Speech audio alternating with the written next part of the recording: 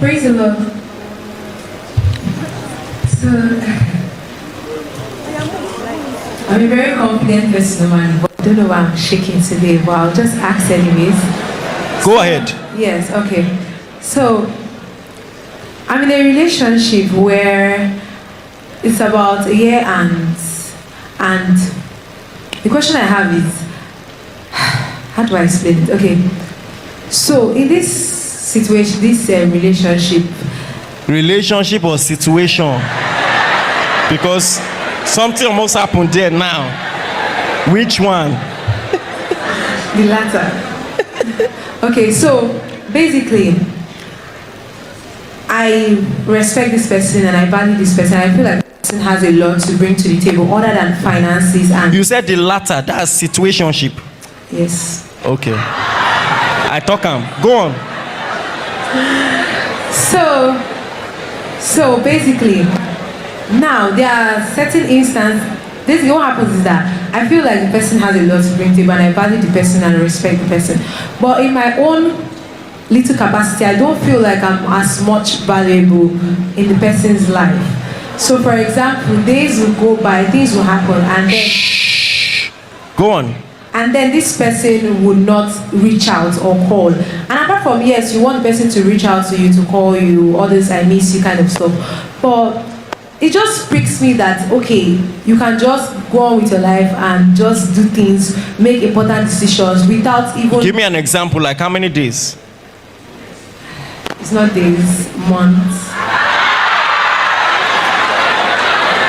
Okay. Go on. So, wait now. So what's your question? So my question is... Talk to me. So my question is, I know we're not dating and it's a situationship and so it should end. But I'm just like, in a... Please now. Be respectful.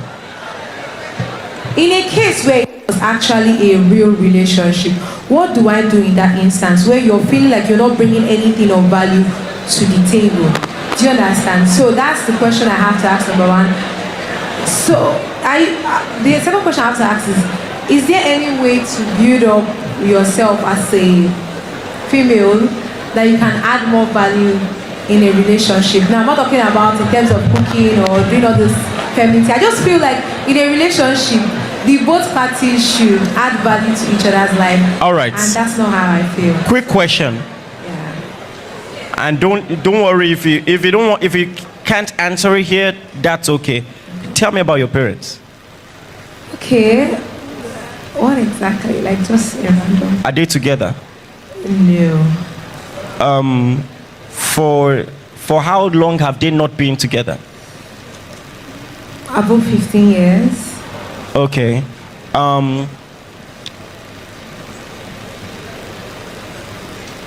When they were together, were both of them present in your life?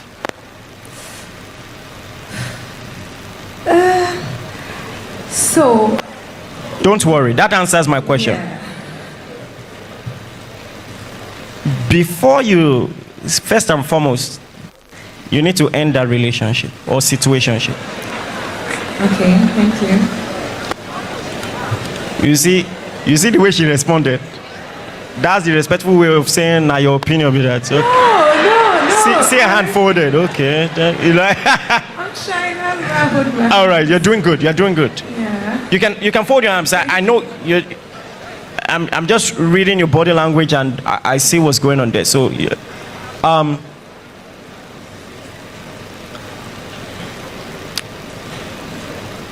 you are engaging in a trauma response. You know that relationship is not ideal. You know you have no business in it. And to answer the second question, you need to work on it for yourself, not for that guy. And you still have time. You can learn more about who you are, learn more about what you are doing. You are exhibiting what psychologists call anxious attachment. That's what it is. Go and do an attachment style test. Google attachment style test, run the test, let's see the results. The reason when you said that, before I gave you any advice on relationship, I asked about your parents, and my suspicion was right, is because you don't even see how something about your upbringing is now affecting your marriage and your love choices. You must deal with it fast. Fast. Because there is something about you that is making you take rubbish. You are taking rubbish. You know, you are eloquent, you are confident, you can do better. I assure you, you can do better. You can do better. Please, what's your name there? Buki. Buki. So, first of all, I know Apostle won't say it because he's a guy. You are very beautiful. Thank you. Please, how many of you guys agree? You are very beautiful. You have a lovely smile. You have a great figure. You love the Lord. I believe you do, right? Yes. So I'm complimenting you because I need you to know that for the person who, quote and unquote, God has prepared for you, you are enough. The idea that you have to be, and I'm all for self-development and doing better, but the idea that there is something deficit in you, so that they can take you seriously. that's not on you. It's just that you are in a relationship with someone that's not in a relationship with you. So it's not even a, and if we were in private, there are some questions I will ask you, but I can't ask you those questions here. There are some guys who, they've even told you they don't want to date you. They just want something, and every once in a while they come for that something and go back. I'm not going to ask you about that.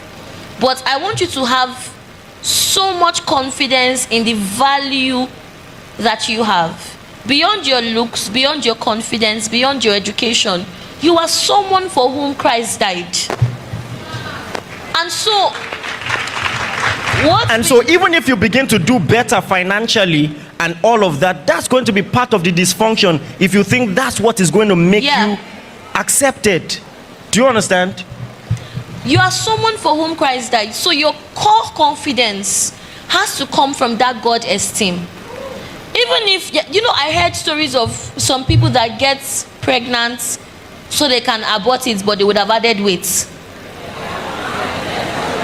A lot is going on where some people are too confident in their own skin. Some people have no confidence in their own skin. Please, let's listen. But at the core is that God esteem, where you know that even if you are the only one, Christ would have died for you, and you matter and you are valuable to Him. When you understand that you are valuable to God, it does two things for you. No matter who is in the picture, there is that confidence. Secondly, that confidence is very attractive to the right person. But the lack of it is very attractive to the wrong person because they can take advantage of you and walk away. So first of all, my dear, you are incredible, you are amazing. You must know it for yourself. Be conscious of it. It's not in a way that you can't develop or do better or take correction. But then it becomes attractive to the person. See, to some guys, as you are their spec. No jokes. No jokes. I know people. Oh yes. Oh yes. There's someone I know. What was his spec? Slim Yoruba girl that wears glasses. That specifically. And he married somebody dark, slim Yoruba glasses. Girl with glasses. Very important. And there's a guy that maybe that is crazy about assets might not even understand that. But everybody has a type. You're not even trying to focus on being anybody's type. Your focus is on who has God called me to be and how can I be my best self. And you need to stop giving that person attention because they are just... Can I tell you what you should do now? Yes, please. Get 7 friends. See, shut that relationship or situationship or whatever you call it. And in the next 2 years, are you a member of this church? No. Okay, find a good church, or if you're in a good church, get 7 valuable relationships. People who love you not for anything but just for who you are. And what that is going to do is that it's going to repair a dysfunction, something you missed that you don't even know you missed. The privilege of family is that you're supposed to have God-ordained siblings who love you not for any value that you bring to the table, but just for being who you are. And that is something. The good news is that neurologically, what bad relationships has damaged, good relationships can repair. So if you have relationships that can fix that and fix that quickly, then you'll be whole. Only then can you now find good romantic relationships.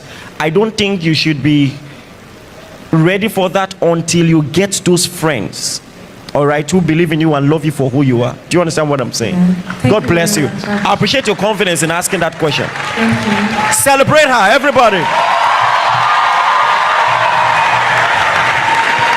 All right. I think we take 1 or 2 more. So let's take one from this side.